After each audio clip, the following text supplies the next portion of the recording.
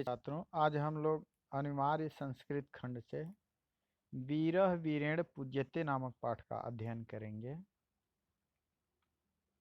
वीरः वीरेण पूज्यते यानी एक वीर के द्वारा ही वीर की पूजा की जाती है या वीर की पूजा होती है। इसी पाठ का अध्ययन हम लोग करेंगे। यह एक ऐतिहासिक घटना पर आधारित है। इसमें जो है सिकंदर और महाराज पुरु के वार्तालाप का वर्णन किया गया है। आंभिक और पुरुराज ये दोनों पड़ोसी राजा थे।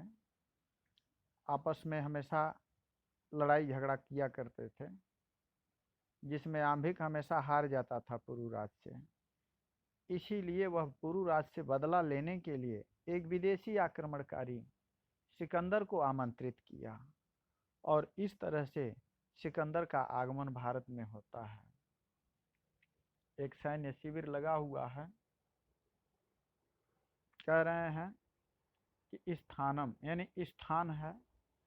अलक्षेंद्रस्य सैन्य शिविरम। अलक्षेंद्र का यानी सिकंदर का सैन्य शिविरम सैन्य शिविर है। सिकंदर का सैन्य शिविर है, डेरा पड़ा हुआ है सिकंदर का। अलक्षेंद्र आंभिक च आसीनो वर्तते। अलक्षेंद्र आंभिक च, अलक्षेंद्र यानी सिकंदर, च माने और, आंभिक माने आंभिक यानी सिकंदर और आंभिक आसीनो वर्तते दोनों बैठे हुए हैं। सिकंदर और आंभिक दोनों आसन पर बैठे हुए हैं। वंदिनः पुरुराजम अग्रे कृत्वा एकतः प्रविशति यवन सेनापति। वंदिनम पुरुराजम यानी वंदी पुरुराज को, अग्रे कृत्वा आगे करके, एकतः माने एक, प्रविशति माने प्रवेश करता है, यवन सेनापति। कह रहे हैं कि बंदी पुरुराज को आगे करके एक सेनापति जो है यमन सेनापति प्रवेश करता है। सेनापति कह रहा है कि विजयताम सम्राट, सम्राट की जय हो। सेनापति कहता है कि सम्राट की जय हो।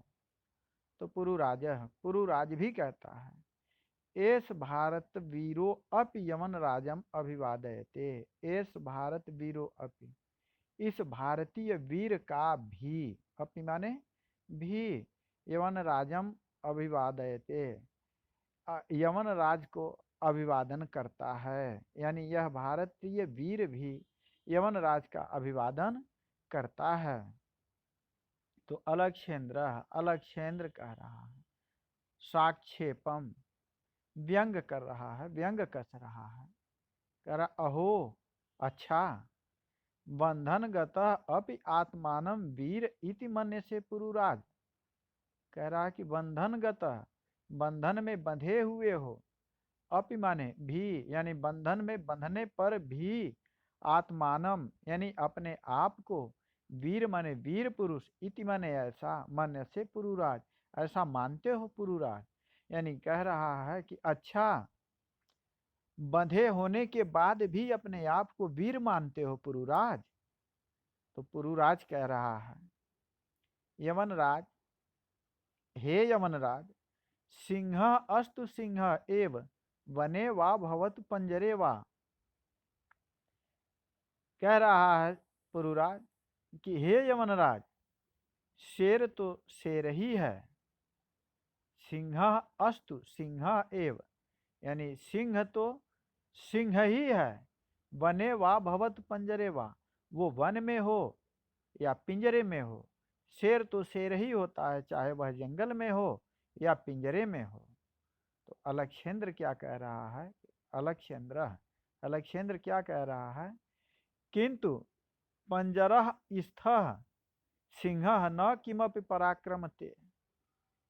परंतु हे पुरुराज, पुरुराज से कह रहा है सिकंदर कि किंतु पंजरः स्थः सिंहः न किमपि पराक्रमते, किंतु जो पिंजरे में बंद होता है सिंह, वह कोई पराक्रम नहीं कर सकता है। यानी पिंजरे में बंद शेर कभी पराक्रम नहीं कर सकता है। तो पुरुराज क्या कह रहे हैं, पराक्रमते यानी पराक्रम कर सकता है। पुरुराज कह रहे हैं कि पराक्रम कर सकता है यदि अवसरम लभते, अगर उसको अवसर मिला, अगर उसको अवसर मिलता है, यानी पिंजरे में बंद शेर को भी अगर मौका मिलता है, अवसर मिलता है, तो वह भी अपना पराक्रम दिखा सकता है। अपिच यमनराज, हे यमनराज, यानी कह रहा है कि हे यमनराज, अगर पिंजरे में बंद शेर है तो उसको भी अगर अवसर मिल जाए तो वह भी अपना पराक्रम दिखा सकता है। बंधनम मरणम वापि, आगे कह रहा है कि हे यवनराज, बंधनम मरणम वापि जयो वापि पराजयः उभयत्र समो वीरः वीर भावो ही वीरता। बंधनम, बंधन हो, मरणम, मृत्यु हो, जयो वापि पराजयः, जीत हो या पराजय हो, उभयत्र समो वीरः, यानी दोनों परिस्थितियों में जो समान होता है, सह वीरः अस्ति, वह वीर होता है। वीर भावो ही वीरता, यानी वीर भाव ही जो है वीरता होती है। यानी कह रहा है कि हे यमनराज, बंधन में हो या मृत्यु हो, जीत हो या पराजय हो, हर परिस्थितियों में जो समान रहता है वही वीर होता है। और यही वीर का भाव जो है, यही वीर भाव जो है वीरता कहलाती है। आम्भीराज, अब देखिए अब आम्भीराज क्या कह रहे हैं। सम्राट वाचाल एस हंतव्य, कह रहा है कि हे महाराज, वाचाल यानी बातूनी है, एस माने यह, हंतव्य माने मार दीजिए। यानी कह रहा है कि हे सम्राट, इस वाचाल को, इस बातूनी को मार दीजिए, इसकी हत्या कर दीजिए। बगल में सेनापति है, सेनापति क्या कह रहे हैं। आदिशतु सम्राट, सम्राट आदेश दीजिए, कि हे सम्राट आप सिर्फ आदेश दीजिए, फिर मारने में क्या हो रहा है, कितना विलंब है। तो अलक्षेंद्र क्या कह रहा है। अथ मम मैत्री संधे अस्वीकरणे तव किम अभिमतम आसीत पुरुराज। अलक्षेंद्र कह रहा है, सिकंदर कह रहा है पुरुराज से, अथ मम मैत्री संधे अस्वीकरणे, कहा कि हे पुरुराज, मुझसे मित्रता की, मैत्री की संधि अस्वीकार करने से तुम्हारा क्या मत है। यानी तुमने हमारी मैत्री संधि को अस्वीकार किया, इसका कारण क्या है। तो पुरुराज कह रहा है स्वराजस्य रक्षा। तो पुरुराज ने बहुत सटीक जवाब दिया, कहा कि अपने राज्य की रक्षा, राष्ट्रद्रोह च मुक्ति, और राष्ट्रद्रोह से मुक्ति। यानी पुरुराज ने कहा कि आपसे मित्रता अस्वीकार करने का सिर्फ एक ही मकसद है, और वो मकसद ये है, वो कारण ये है कि अपने राज्य की रक्षा और राष्ट्रद्रोह से मुक्ति। तो अलक्षेंद्र कह रहा है मैत्री करने अपि राष्ट्रद्रोह, यानी मित्रता करने में भी राष्ट्रद्रोह। ये कैसा, मित्रता करने में भी राष्ट्रद्रोह। तो पुरुराज कह रहा है आम, आम माने हाँ, मित्रता करने में भी राष्ट्रद्रोह है, राष्ट्रद्रोह मित्रता करने में भी है। यमनराज, एकम इदम भारतम राष्ट्रम, यह भारत राष्ट्र एक है। एकम माने एक, इदम माने यह, भारतम राष्ट्रम यानी यह भारत राष्ट्र, यह भारत एक राष्ट्र है। बहूनि च अत्र राज्यानि, बहुन माने बहुत से, अत्र माने यहाँ, च माने और, राज्यान माने राज्य हैं, यानी इसमें बहुत से राज्य हैं।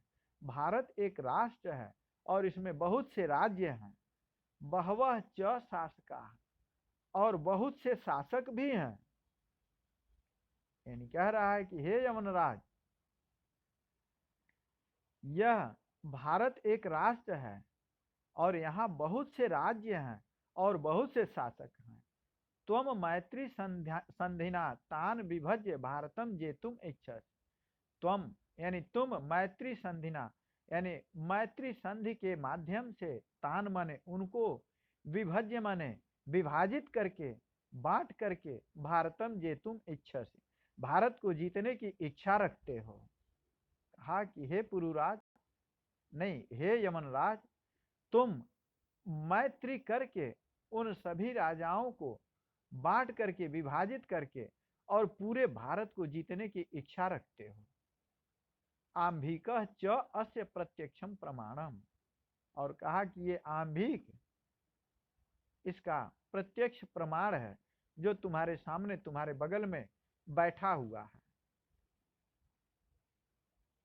इस तरह से जब पुरुराज ने उसको बताया तो अलक्षेंद्र क्या कह रहा है, सिकंदर क्या कह रहा है, भारतम एकम राष्ट्रम इति तो वचनम विरुद्धम, कह रहा है कि भारत एक राष्ट्र है, यह तुम्हारा वचन, यह तुम्हारा कथन सही नहीं लग रहा है, इसमें तो विरोध दिखाई दे रहा है, ये विपरीत दिखाई दे रहा है। यह तावत राजानः जनाः च परस्परम द्रोहयन्ति, कह रहा है कि यह तावत, यहाँ तो राजानः जनाः च यानी राजा और प्रजा परस्परम यानी आपस में, द्रोहयंत माने द्रोह करते हैं, यानी कह रहा है कि सिकंदर कह रहा है पुरुराज से कि हे पुरुराज, तुम ये कह रहे हो कि यह भारत एक राष्ट्र है और यहाँ बहुत से राज्य हैं, इसमें बहुत से राज्य हैं और बहुत से शासक हैं, तुम मैत्री करके उन सबको विभाजित करके पूरे भारत को, संपूर्ण भारत को जीतने की इच्छा रखते हो। इसका प्रत्यक्ष प्रमाण तुम्हारे सामने है, तुम्हारे बगल में बैठा हुआ ये आंभिक है। तो सिकंदर ने कहा कि हे पुरुराज, तुम्हारा यह वचन कहीं से भी सही नहीं हो रहा है, विपरीत लग रहा है। यहाँ तो राजा और प्रजा दोनों आपस में भिड़े हुए हैं, आपस में द्रोह कर रहे हैं, लड़ रहे हैं। तो पुरुराज ने क्या कहा, पुरुराज कह रहे हैं तत्सर्वम अस्माकम आंतरिक विषय, बहुत बड़ी बात बोला पुरुराज ने। पुरुराज ने कहा कि तत्सर्वम, यह सभी, अस्माकम माने हमारा, आंतरिक माने अंदर का, विषय माने विषय है, यानी ये हमारे अंदर की बातें हैं, भारत के अंदर की बातें हैं। जैसे एक परिवार के अंदर में जितने लोग होते हैं आपस में बेशक लड़ाई झगड़ा करते हैं, लेकिन वो अंदर की बात रहती है, वो घर से बाहर नहीं होना चाहिए, समाज में नहीं होना चाहिए। उसी तरह से पुरुराज ने समझाया सिकंदर को, सिकंदर को कहा कि यहाँ राजा और प्रजा आपस में लड़ रहे हैं तो लड़ने दीजिए, वो हमारे अंदर की बातें हैं, वो हमारा आंतरिक विषय है। बाह्य शक्ति तत्र हस्तक्षेप असह्य यमनराज, कहा कि हे यमनराज, बाह्य शक्ति यानी अगर कोई बाहरी शक्ति, तत्र हस्तक्षेप, इसमें हस्तक्षेप करे, इसमें आकर के विरोध करे तो असह्य, यह असहनीय है।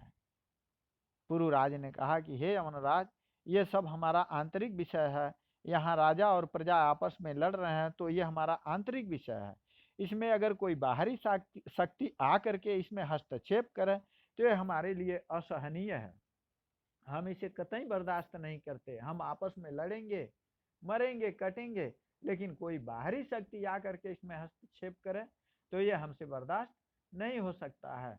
पृथक धर्माः, यानी हमारे धर्म अलग अलग हैं, पृथक भाषा भूषा, कहना हमारी भाषाएं अलग हैं, हमारे पहनावे अलग हैं, अपि माने इसके बाद भी वयम सर्वे भारतीय, हम सभी भारतीय हैं।